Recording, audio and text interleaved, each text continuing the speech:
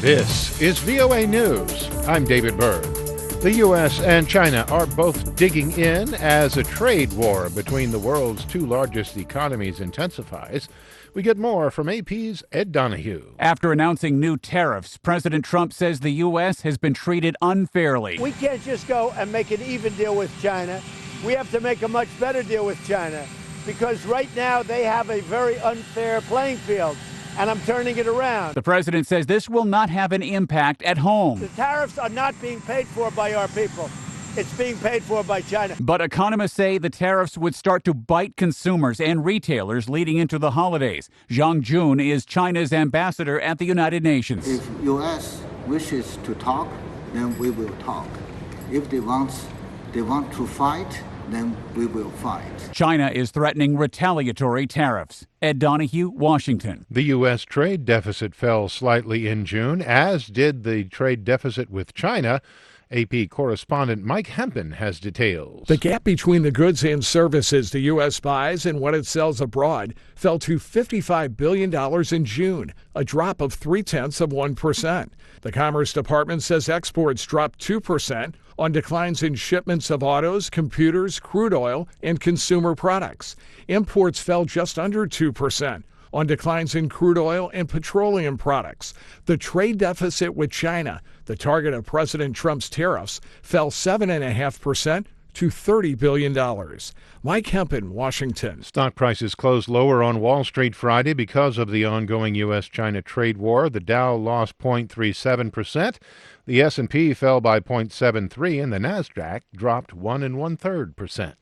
For more, visit our website, voanews.com. This is VOA News. President Donald Trump says that his pick for Director of National Intelligence has decided to pull out of the running.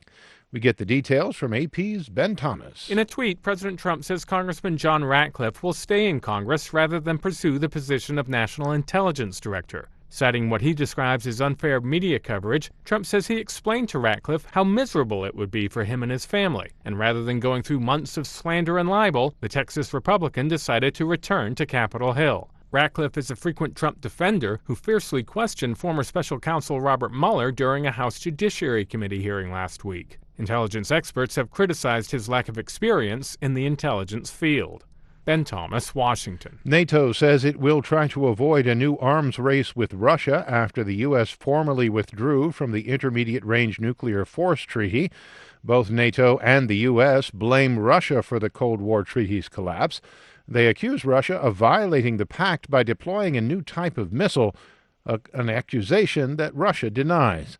At the White House, President Trump said Russia was not living up to its commitment. So I think we'll have a deal at some point, but the particular pact you're talking about that expired as of today, they weren't living up to their commitment. And I said, if they're not going to live up to their commitment, then we always have to be in the lead. NATO Secretary General Jens Stoltenberg said that the alliance believes Russia violated the INF Treaty by developing a new SSC-8 missile system. All NATO allies agree that these missiles violate the INF Treaty.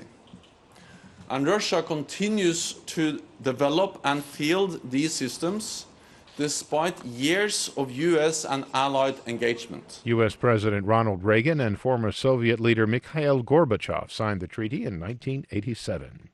New York Mayor Bill de Blasio says an administrative judge's recommendation to fire a police officer involved in the death of an unarmed black man was fair and impartial. AP's Julie Walker reports. Protesters yelling fire officer Daniel Pantaleo interrupted Mayor Bill de Blasio, who says that's up to the police commissioner, but he hopes the ruling helps people believe there is justice. We finally saw a step towards justice and accountability. Garner's daughter, Emerald Snipes Garner, says she's been waiting for this since 2014 when her father was put into a chokehold on a Staten Island street. 5 years too long.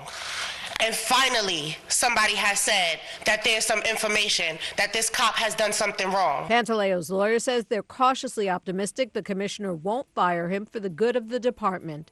Julie Walker, New York. For more, be sure to visit our website, voanews.com. I'm David Byrd, VOA News.